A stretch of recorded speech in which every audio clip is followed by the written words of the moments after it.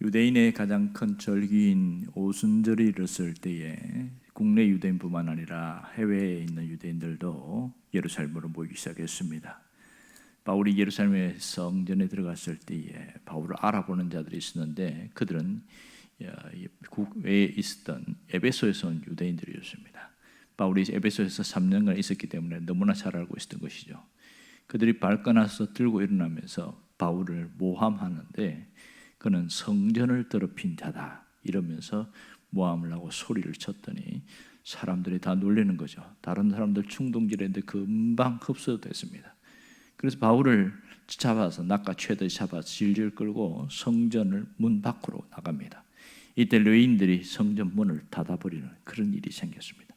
그리고 난 이후에 오늘 본문이 이어지는데 이 소문을 듣고 온 모든 다른 유대인들이 달려들어서 바울을 죽이러 가고 있습니다. 실제로 이 죽이려 할 때의 이 표현은 바울을 단순히 그냥 협박만 하는 것이 아니라 주먹으로 린치를 가하고 또 다른 흉기로 때리고 하는 그 모습을 말하고 있습니다. 정말 이대로 얼마만 갔다면 바울은 바로 죽었을 겁니다. 이 유대인들의 모습에서는 바울이 철저한 배교자일 뿐만 아니라 성전을 더럽힌 자로 취급되었습니다. 이것은 철저한 모함 때문에 일어난 일이지요.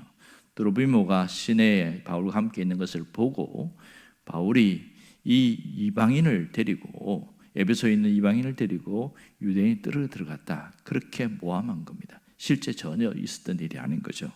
그들은 진실이 중요하지 않았어요. 바울을 죽이는 게 목적이었기 때문에 진실은 아무런 중요하지 않고 어쨌든 선전선동을 통해서 바울을 죽이는데 굉장히 혈안이 되었던 거죠. 오늘 31절에 보면 온 예루살렘이 요란했다 이렇게 표현하고 있습니다. 이 말은 성전이 요란한 게 아니고 예루살렘 전체에 바울에 대한 이야기가 쫙 퍼졌고 수많은 사람들이 모여들었다는 걸 알 수 있습니다. 이때 이 소식에 소요 사태가 일어난 거라고 깜짝 놀라서 이 천부장이 일어섰습니다. 여기 보면 예루살렘 치안의 책임자가 로마의 천부장이었습니다. 그는 바로 오늘 23장 26절에 보면 그가 누구인지 나오는데 글라우디오 루시아라는 이름을 갖고 있습니다. 이 천부장이 32절에 보면 급히 로마 수비대를 데리고 바울을 향하여 뛰어나갔습니다. 그러니까 성전 북서쪽에 보면 안토니아 요새가 있어요. 그 요새에 이 천부장의 집무실이 있습니다. 그 요새가 높이 있기 때문에 아래다 내려다보면 성전 안에서 일어나는 성전 뜰에서 일어나는 일이 무슨 일이 일어나는지 다 볼 수 있었고 또 성전 밖에서 어떤 일이 일어나는지 환히 볼 수 있는 것이죠. 그러니까 바울이 돌을 맞을 때 린치를 맞을 때는 성전 밖에서 일어난 일이었던 것을 알 수 있습니다.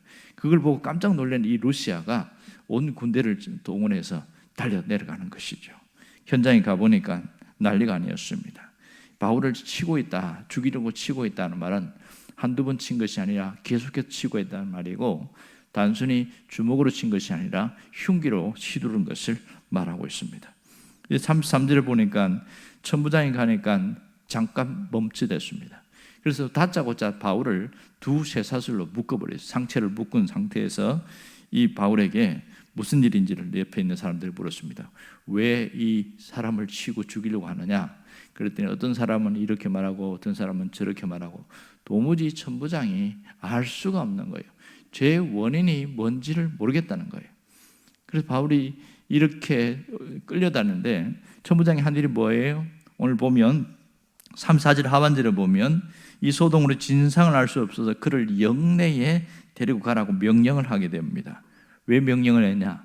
바울을 차근차근 신문하기 위해서인 거죠. 그리고 35절에 이제 끌고 가는 그 상황에 또 한 번의 테러가 일어납니다. 층대에 올라갈 때 안토니아 요새의 층대에 올라갈 그 즈음에 바로 분노한 이 유대인들이 다시 일어나서 바울을 두드러기 팹니다. 그래서 쓰러졌는데 도무지 일어나지를 못하는 거예요. 얼마나 세게 맞았는지. 그래서 할 수 없이 이 군인들이 바울을 메고 그 안토니아 요새로 올라가는 거예요. 그 안에 보면 또 감옥이 있거든요.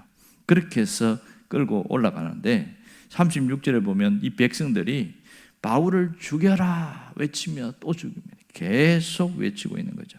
왜 이렇게 바울에 대해서 거칠게 대적하고 죽이려고 하는 것인가? 그것은 딱 그들이 갖고 있는 종교법 때문에 그렇습니다. 당시의 성전에는 이방인의 뜰이 있습니다. 그것은 성전 밖에 있습니다. 그것이 이방인의 뜰이고요.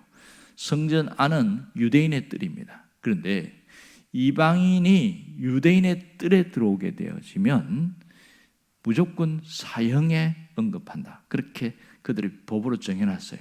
뿐만 아니라 그를 데리고 온 유대인도 함께 죽이도록 만들어놨습니다. 물론 불법이죠. 하지만 로마인들이 여기에 주둔하면서 묵인하였던 겁니다. 이게 종교법이었어요.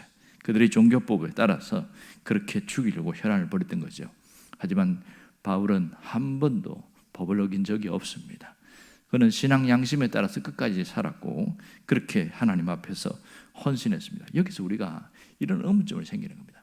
이렇게 하나님을 위하여 모든 것을 쏟아버리고 자기의 어떤 청춘과 젊음과 모든 시간과 모든 몸을 다 바쳐서 이렇게 주님을 위해서 했다면 주님이 보호해 줘야 되지 않느냐, 이게 의문점인 것이죠. 왜 주님이 이렇게 고통을 당하도록 이렇게 완전히 사람들의 죽을 만큼 이렇게 매를 맞도록 내버려 두었을까? 오늘 이 보면 이 두 쇠사슬에 결박되어서 안토니아 요새에 잡혀 들어가게 되어집니다. 그러다가 또 한 번 얻어맞게 되어지죠. 왜 하나님이 가만히 계셨을까? 이 가만히 계신 하나님, 다시 말해서 침묵한 하나님에 대해서 어떤 분은 우라통이 터진다 이렇게 표현하고 있습니다. 어떤 의미에서 침묵하는 그 모습은 무책임하고 무능력한 하나님의 모습처럼 보이는 것이죠. 왜 이렇게 보일까요? 어떤 분이 이걸 정확하게 표현했는데 그것은 성경을 한쪽 눈으로만 봤기 때문에 나타나는 현상입니다. 이렇게 이야기했어요. 신앙의 외눈박이가 되면 눈에 보이는 현상만으로 모든 것을 판단하고 평가한다. 이렇게 말을 했어요. 정말 그렇습니다. 이 눈에 보이 전개되는 그 모습만 보면 하나님은 아무것도 하지 않는 그런 무책임한 하나님처럼 보입니다. 하지만 또 다른 눈으로 보면 눈에 보이지 않는 그런 현실이 있습니다. 보이지 않는 그 너머에 하나님의 섭리가 있음을 알 수가 있습니다. 이걸 볼 수 있을 때 우리는 신앙의 눈으로 보게 된다. 이렇게 표현하게 되어집니다. 가만히 보세요.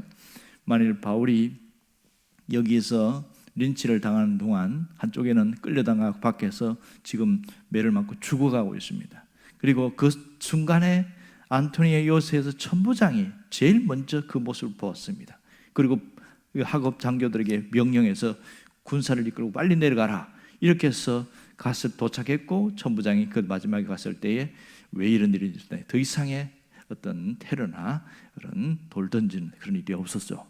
그랬을 때 급히 이 천부장이 바울을 쇠사슬에 채워서 이렇게 데리고 옵니다. 눈에 보이는 현상은 하나님은 도무지 여기서 보이지 않아요. 아무것도 보이지 않아요. 본래 바울의 목표가 뭐였습니까?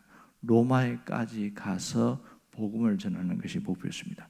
이것이 에베소에 있을 때 하나님이 주신 비전이었고 그래서 선포했잖아요.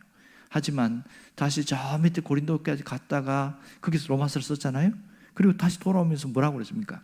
너는 예루살렘에서 갈 때 환난과 결박이 기다리고 있다. 어쩌면 죽을지도 모른다. 이런 생각을 하고 가긴 갔어요. 그러나 하나님은 바울의 그 위대한 비전, 선포한 것을 기억하고 계시다는 거죠. 바울이 지금 예루살렘에서 죽으면 안 된다는 거예요. 그런데 놀라운 것은 지금 바울이 한쪽에서는 막고 있고 또 한편에서는 이 천부장이 그걸 보고서 급히 그걸 제지하러 가는 이 두 개의 톱니바퀴가 정확하게 맞아떨어지고 있습니다. 만일 천부장이 조금이라도 늦게 그것을 보았고 갔다면 이미 상황 종료된 거죠. 바울은 돌 맞아 죽었습니다. 죽어도 할 말이 없는 거죠. 종교법에 따라서 우리는 처형했다 뭐 이럴 뿐이니까 할 말이 없는 거예요. 그런데 정확한 타이밍에 바울을 빼내게 되었고 그리고 안토니아 요새에 그를 구금하게 되었습니다. 그것이 어떤 면에서 신앙의 측면에서 보면 하나님은 지금 바울이 여기서 죽으면 안 된다는 것을 알기 때문에 하나님이 이 천부장을, 그 군대를 일종의 경호원으로 하나님이 고용하셨다, 이렇게 볼 수 있는 것이죠. 그래서 바울이 죽지 않도록 했다는 겁니다. 그 2년 가까이, 뒤에 이어지는 얘기 보면 2년 가까이 바울이 예루살렘 요새에서 갇혀 있는 경우가 생깁니다. 자, 이 하나님의 놀라운 계획은 바울이 로마까지 가는 거였어요. 결국은 나중에 무슨 얘기합니까? 바울이 로마에 항소를 합니다. 로마 황제에게 항소를 하니까 할 수 없이 로마에 배를 태워서 가게 되어집니다. 그것도 수백 명의 군사가 함께 호위하면서 가게 됩니다. 이런 엄청난 일이 있습니다. 결국 눈에 보이는 쇠사슬이 있었지만 하나님의 은혜의 방법으로 하나님이 바울을 보호하셨다는 것을 볼 수 있습니다. 여기서 우리에게 주는 영적인 교훈이 있습니다. 그것은 우리가 눈앞에 주어진 현상만 보고 판단하지 말고 쉽게 평가하지 말라는 거예요. 그 현상 너머에 모든 상황을 섭리하시는 하나님을 보라는 거예요. 때로는 우리를 결박하고 있는 그 현실이 하나님의 섭리로 보게 되어지면 그것이 은혜의 사슬처럼, 고통이 은혜의 사슬처럼 그렇게 느낄 수 있다, 이걸 볼 수 있어야 됩니다. 그러나 사람들은 대부분 믿음이 있다고 하는 사람들도 자기의 형편과 처지가, 상황이 어려워지면 현상만 보고 왜 하나님이 나에게 이렇게 하십니까? 왜 안 도와주십니까? 하염없이 원망의 소리를 나타내는 경우가 많습니다.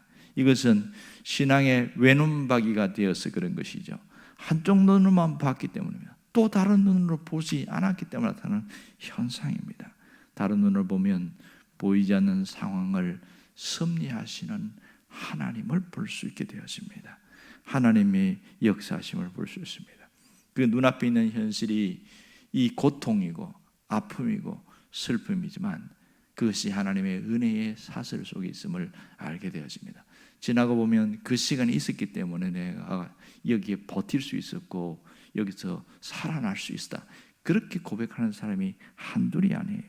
당시의 현장은 너무 힘들어서 마치 바울이 쇠사슬에 결박되어서 구금된 것처럼 그렇게 고통스러운 상황이었지만 결국 시간이 지나가 보니까 그 시간이 있었기 때문에 내가 지금 이 자리에 설 수 있었고 지금 내가 이렇게 뭔가 할 수 있었다, 이렇게 고백하게 되더라는 겁니다. 우리는 멀리 보지 못합니다. 당장 눈앞의 현실만 바라보게 되었습니다. 그러므로 우리가 꼭 기억해야 될 것은 하나님의 말씀입니다. 하나님의 말씀은 우리에게 빛이라고 했습니다. 깜깜하고 어두운 암흑 같은 현실 속에 하나님의 말씀이 들어오면 빛이 비치는 것처럼 열리게 되어진다는 것이죠. 그러므로 말씀을 되새김질하고 말씀을 묵상하게 되어지면 아무리 힘든 현실 속에도 하나님이 비춰주는 빛을 보게 되어지고 거기에서 새로운 눈으로 하나님의 역사하심, 하나님의 섭리를 보게 되어집니다.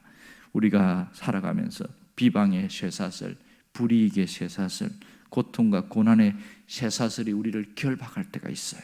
그러나 그것도 이 하나님의 눈으로 보게 되면 그것 필요해서 하나님이 그냥 허락하신 것이지 하나님이 무책임하게 돌아선 것이 아니라는 걸 알아야 됩니다. 그것이 은혜의 쇠사슬을 볼 수 있는 사람은요 절대로 원망하거나 불평하지 않습니다. 그 속에도 내가 이해할 수 없지만 지금은 잘 모르지만 하나님의 신비로운 뜻이 있을 거야 이러면서 기도하면서 이겨내고 찬송하면서 이겨내고 말씀 붙들고 이겨내는 겁니다. 이 현실이 어려운 나를 죽이는 게 아니라 보호막이 될 수 있다는 것을 나중에 깨닫습니다. 그러므로 우리가 이해되지 않는 현실을 할지라도 하나님의 역사하심을 기억하고 오늘을 주님을 붙들고 주님 말씀 안에서 살아가기로 결단하기를 주의 이름으로 축원합니다. 기도하겠습니다.